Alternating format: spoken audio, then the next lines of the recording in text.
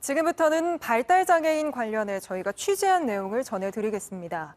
먼저 그림으로 또 피아노로 세상과 소통하며 장애라는 벽을 넘는 예술가들에 대한 이야기입니다. 장애라는 겉모습에 감춰진 재능을 끌어낼 수 있었던 건 뒤에서 묵묵히 지원한 부모님, 엄마 덕분이었는데요. 먼저 이들의 이야기부터 정재우 기자가 보도합니다.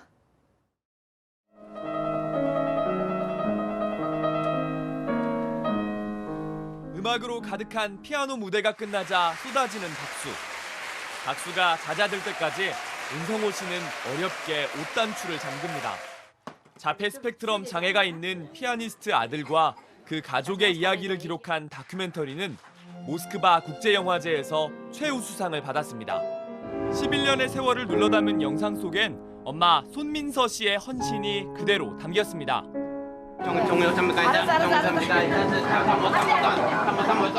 음악 말고는 씻는 것도, 면도하는 것도 엄마의 몫입니다. 비장애인 동생은 형과 함께한 엄마의 삶을 이렇게 말합니다. 엄마는 인생 더블로 쓴 거야, 엄마 인생.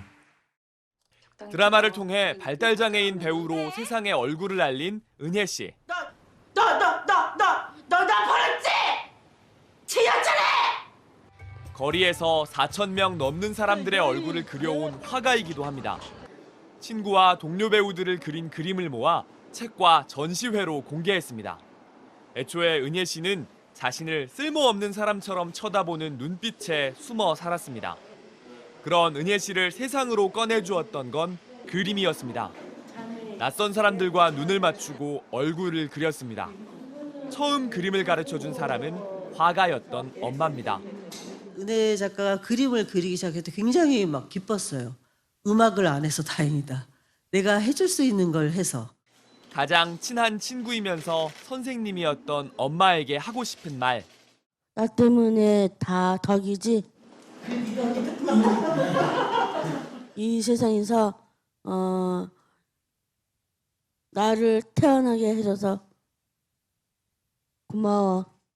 장애가 있는 딸에게 엄마가 바라는 단 하나는 엄마처럼 소중한 사람들을 만나 세상을 살아가는 일입니다. 소중한 사람들과 세상을 살아가는 그런 사람이 되었으면 좋겠고 매일매일을 좀 즐겁고 행복하게 그렇게 살았으면 좋겠습니다. 은혜 씨. 잘 살자. 그러자. JTBC 정재우입니다. 네, 이렇게 장애를 극복해 세상으로 나오는 발달장애인들도 있지만 대부분의 발달장애인들과 그 가족들은 여전히 큰 고통 속에 살고 있습니다. 며칠 전 한 엄마가 발달장애 자녀를 살해하고 극단적인 선택을 하는 등 안타까운 죽음도 반복되고 있는데요. 발달장애인들을 가족만이 아니라 이제는 나라가 함께 책임져 달라는 목소리가 계속해서 커지고 있습니다. 크로스체크 조보경 기자입니다. 23살 발달장애인 아들을 키우고 있는 장현아 씨. 발달장애 자녀와 부모의 안타까운 뉴스를 볼 때마다 가슴이 뜁니다. 감정이입이 되죠. 그 생각들을 한두 번은 해봤으니까요. 내 잘못이 아니고 우리 아이의 잘못이 아닌데도 그런 시선을 받는 내 삶이 너무 자존감이 낮아지는 거죠. 낮에는 일을 하지만 자녀를 한시라도 혼자 둘 수 없어 활동 지원사가 없는 날에는 집으로 달려와야 합니다. 혼자 혹시 문 열고 나가서 안전에 대한 그런 부분에 대해서 17살, 15살 발달장애 자녀가 2명 있는 임신화 씨. 자녀를 돌보려면 일반 직장을 다닐 수 없어 협동조합을 만들었습니다. 한강다리를 건너면서 순간적으로 이제 핸들을 꺾고 싶다라는 생각을 했던 적이 수없이 많이 있었어요. 직업관이나 일을 해야 되는 방향 자체가 발달장애인에게 맞춰지게 되는. 자녀가 어른이 됐을 때를 생각하면 여전히 막막합니다. 내년에 고등학교 3학년을 마치면 당장 갈 곳이 없다라는 워낙 중증이다 보니까 전공과를 간다든지 대학에 간다든지 뭐 2시간에서 4시간 취업을 한다든지 이런 것들은 전혀 꿈꿀 수가 없어요. 전국장애인 부모연대는 국가가 발달장애인 개인 특성에 맞게 돌봄과 교육 등을 지원해주는 이른바 24시간 지원 체계를 요구하고 있습니다. 발달장애는 정도에 따라 다르지만 많은 경우 누군가 곁에서 돌봐줘야 일상생활이 가능하기 때문입니다.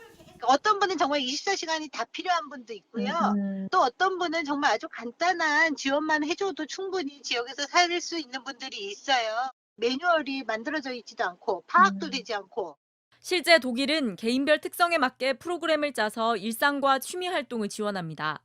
프랑스나 미국 캘리포니아주 역시 발달장애인 전담센터에서 생애 전반을 지원합니다. 하지만 우리나라에선 아직 먼 이야기입니다. 부모단체가 24시간 지원 체계를 처음 주장한 건 2018년입니다. 이후 관련 법 등이 개정되며 여러 지원 정책이 나왔지만 정작 발달장애의 특성이 고려되지 않았다는 지적이 많습니다. 장애 정도에 따라 다른 지원이 필요한데 그런 사정이 고려되지 않았다는 겁니다. 복지부는 최중증 발달장애인에 대한 24시간 돌봄 사업을 시범 운영해본 뒤 확대해 나가겠다는 입장입니다. 재정 소요와 여러 가지의 지원을 적절하게 이루어질 수 있는지 실현 가능한지를 이 모델을 해보면서 평가할 계획입니다. 전국장애인 부모연대는 정부가 구체적인 대책을 내놓을 때까지 매주 화요 집회를 이어가기로 했습니다. JTBC 조보경입니다.